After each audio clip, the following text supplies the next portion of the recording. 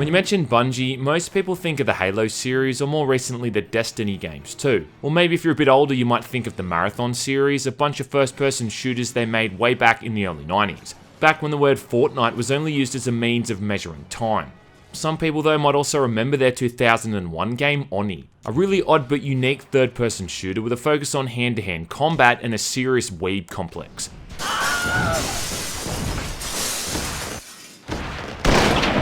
This was a one-off game developed by Bungie West, who haven't made a single game since.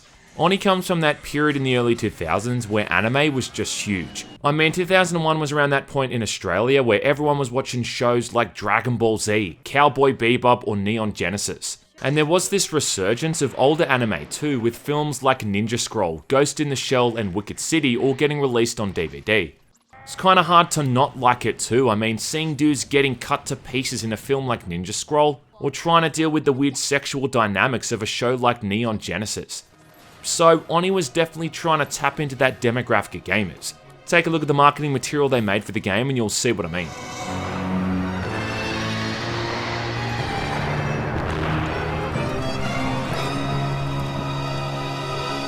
Oni tells the story of a dystopic cyberpunk future, where we all fucked up so much with pollution that most of the world has become inhabitable. Now it's down to a totalitarian government and the authorities to keep things under control. We have reason to suspect that this facility is involved in the manufacture of illegal technology. Bitch, are you for real? Oni's major influences I think come mostly from Ghost in the Shell. The main character Konoko is an android similar to Kusanagi, and she works for a similar special forces branch of the police called the TCTF. And she's got the kind of hairstyle that makes it look like she attends speedrunning events. It's a similar story too of Konoko searching for her humanity and looking into the details of her past before she became an android, which brings certain allegiances into question and changes the balance of her relationships with key characters. Showtime. She's actually voiced by a chick named Amanda Wynn Lee, who, speaking of Neon Genesis, did the voice for Rey in the English dub, so that's cool. I found a datapad. It's an encrypted shipping manifest that links the warehouse to Masashi Manufacturing. The main antagonist of the game is a guy named Muro who works for the Syndicate. Could they have picked a more generic name? And this is a criminal organization that just wants to do a bunch of bad stuff because, you know, they're the token bad guys. Muro, stop! Killer. Like Alfred said in The Dark Knight, some men just want to watch the world burn. So you work alongside the TCTF, mostly, and try to stop the Syndicate across 14 missions. 14 long missions. Kicking ass in a bunch of different outfits, some of which, may I just say, look lovely. Cinematics are a combination of in-game graphics combined with these weird-looking anime portraits that look like the kind of thing you'd see on DeviantArt. You aren't really in a position to criticize. Now this looks like a third-person shooter, and there are a few guns to play around with, like a pistol, submachine gun and a plasma rifle, but ammo is pretty scarce. If an enemy has a weapon, usually they'll only have a single magazine, and once they run out of ammo, they'll drop that weapon and transition to melee attacks. Now, I say usually, but later in the game it seems enemies can fire at you as much as they want. If a weapon is left on the ground and it's still got ammo in it, enemies are going to prioritize grabbing that weapon before attacking the player, which can be used to your advantage but can also be annoying as hell, because these guys are so relentless in trying to pick up any gun to shoot you. Still, the focus of the game is on the melee combat and it goes really deep, like your mum. Schwacked. The amount of moves and combos you can pull off in this game is pretty staggering. You've got basic punch combos, you've got basic kicking combos, you can roll in any direction, you can slide and knock people over. Then there's the equivalent of a shuriken and a tatsumaki as well.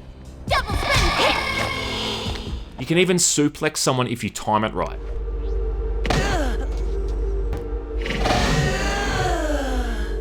If someone's got a weapon, you can do a special disarm animation and grab it off them, equip that weapon right away and go straight into firing it, which looks awesome.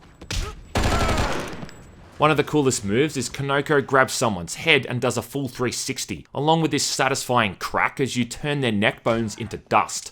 They can still often get up from this, but it does look pretty badass. Another one's basically the same as the backstab from Dark Souls, where if you can get right behind someone, you can do this back-breaking move where Konoko kicks in their spine, killing any non-boss enemy usually in a single hit, like some Bane vs Batman kinda shit. There's a whole heap of enemies in this game too, and they've each got their own movesets and attack styles. Similar to old beat-em-ups like Streets of Rage or Golden Axe, the colour of the enemies is used to distinguish what kind of rank they are. And you've got green for the weakest, then blue, and then red. And some of these guys can fuck your shit up, make no mistake. You lose! Instead of health bars for enemies, the colour of a connected hit changes to a darker red the closer they are to death, making it easier to ascertain what kind of condition they're in. And when someone blocks an attack or it does no damage, that colour changes to blue. And I think what's kind of great about all these moves and animations is just how smooth and seamless they all look. You don't ever really see any kind of glitches or broken frames, it mostly ties together pretty smoothly. And considering how old it is, that's a bit of a testament to how clever the animation and the combat system is. You'll see enemies clip through walls every now and then, and if you're on a staircase or a ramp, the animations can often shit the bed. But I think overall they've done a pretty good job of making the whole thing feel pretty polished. There's the option to sneak up on enemies too by crouch walking, but I never once found a time when I had to do this, so it kinda seems like a useless mechanic. The only other game I can think of that had this sort of combination of martial arts and shooting was Enter the Matrix and The Path of Neo, which both had a really developed melee combat system and some basic shooting mechanics. Hope you can get used to these controls though, Sonny Jim, because if you can't, the only way to modify them is to edit a configuration file in the game's folder, because for some reason they didn't think to include that option in-game, which is crazy. You've also got healing hyposprays, an energy shield that blocks weapon damage, and a cloaking device too. And you can even overcharge these sprays to give you a bit of increased strength for a while too. So there's a whole heap of stuff going on here. Sadly though, the sound effects are pretty crappy. There just isn't all that much impact to the way that combat feels. About the only good sound effect I think is that satisfying crunch when you break someone's back. Same with the music, the soundtrack is just this generic techno rubbish that isn't all that nice to listen to. The weirdest part too is that this stuff was composed by Michael Salvatore, who's done all the awesome music for the Destiny games, but the stuff in Oni, Michael, it ain't all that good.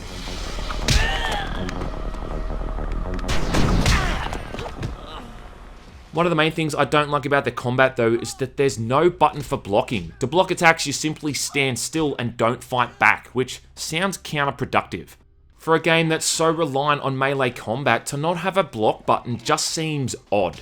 And even in something like the old Mortal Kombat games, you've got a button dedicated to blocking, but Oni has nothing and it just feels kinda weird. The thing is though, you can't block certain enemy attacks and they're still going to do damage, so if you're standing still and you suddenly take a hit, you're just leaving yourself open to more incoming attacks. I found that cartwheeling and rolling around to avoid damage in the first place instead of trying to block was a far better tactic. Also, there's a lot of combos in the game, but the problem is that they're really not all that useful, considering how long some of them can take to pull off, and you often leave yourself wide open to a counterattack before you're able to finish them. Half the time too, something as simple as a triple punch combo, which is as easy as just pressing the punch button 3 times, doesn't even register. Simply abusing some of the moves like the slide or the leg sweep is a way more effective tactic than trying to pull off something like the crescent moon kick combo, which has a delay between its second and third attack. The other problem is that there's just no defense to certain enemy attacks, and the AI can almost cheat in some instances too. I mean, if an enemy wants to grab you and drop you on your head, well, you can't do anything to stop that. They'll just do that move, and you just gotta kinda sit there and watch Konoko get fucking tombstoned, like she's fighting the Undertaker or something. If an enemy starts to get off a combo, well, you've got no way to break out of it. You've just kinda gotta stand there and watch Konoko get beaten like a Western Sydney housewife. Oh, and the most annoying thing is when enemies have taser guns and can stun you. Like, look at this goddamn bullshit here. This guy's able to tase me once, stun me, get a free hit in, then tase me again and get another couple of hits in. I think another problem is that the combat doesn't really give you the moves to deal with multiple opponents. Taking on 1 or 2 guys at once is fine, but after that it becomes a bit of a mess and you just feel a bit like this punching bag that's getting tossed all over the place. You lose! You almost get locked into being hit sometimes and enemies can just pound away without reprieve. It kinda sucks. You also can't run past enemies either because they're pretty much able to follow you relentlessly. So you have to stop and fight every single bad guy you come across and it can feel a bit tedious. What also pisses me off is how your weapons and healing items don't carry across over levels. Sometimes that makes sense, like if the next level takes place later in the day or at a new location. but some levels are back to back and continue on, so to go from the end of one level where I've got 3 spare magazines and 5 healing sprays, to suddenly having none of that is really frustrating. As a result, there's just no reason to hoard ammo or healing items, ever.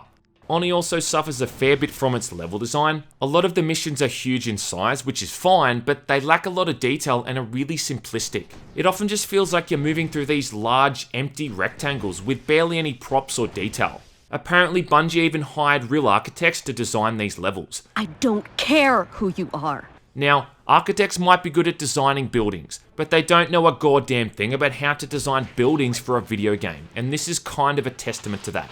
You'll see this in some of the larger, more opened up missions where it just feels like you're moving through these large, empty aircraft hangars, and the size and scope of these environments just detracts from the whole experience instead of adding to it. It's just not really all that fun wandering around these giant, empty buildings. Instead of stairs, you're often moving up giant ramps, which was probably easier than modelling in countless steps, and the texture work, even for its time, is really crappy low-res stuff. And this might have had something to do with the game also being on the PlayStation 2. I played the game on both the PS2 and the PC. In fact, I originally owned it on the PS2 back in the day, because back then I didn't even know there was a PC port. But aside from the resolution difference and the controls, they're pretty similar. I think what also sucks about the level design though is just how boring it is. Pretty much every single mission in the game just requires you to run around and find these various terminals that you need to activate to unlock doors. And you just keep doing this over and over. It's boring. It's like this is all they could come up with, was pressing buttons over and over. Oh, and aside from having to avoid ridiculous laser tripwires. I reckon that the difficulty from mission to mission is also really inconsistent. Some missions, especially the earlier ones, I found to be really challenging and they took me a while to finish. But then others later in the game are really easy. It comes from this inconsistency in the way they hand out items. Like sometimes you'll get 3 healing sprays from enemies in a row, then other times you won't find one for 20 minutes. It also has this feeling of being rushed sometimes, which is kind of odd because the game was delayed from its original intended 1999 release date. Instead of manual saves, there's a checkpoint system, and it saves the game automatically for you at key points in each mission. And I think you get like 4 or 5 of these per mission. Some of the missions though can take upwards of 30 to 45 minutes, so if you think about it, you're often losing a fair bit of progress when you die. You lose! And again, I don't know if this was included for the PS2 version of the game, but I mean, a manual save system really would have been a godsend. When everything clicks though, Oni is a whole heap of fun, and those times when you can just beat the shit out of 3 guys at once is really satisfying. It's just a shame that it lacks some more polish, which would have made it stand the test of time a lot better. But I mean, even as it is, it's still a really interesting title. You know it.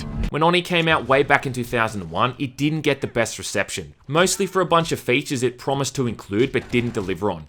Both the PC and the PS2 versions got scores around 6 or 7 out of 10, which by today's standards is like a game getting 4s or 5s.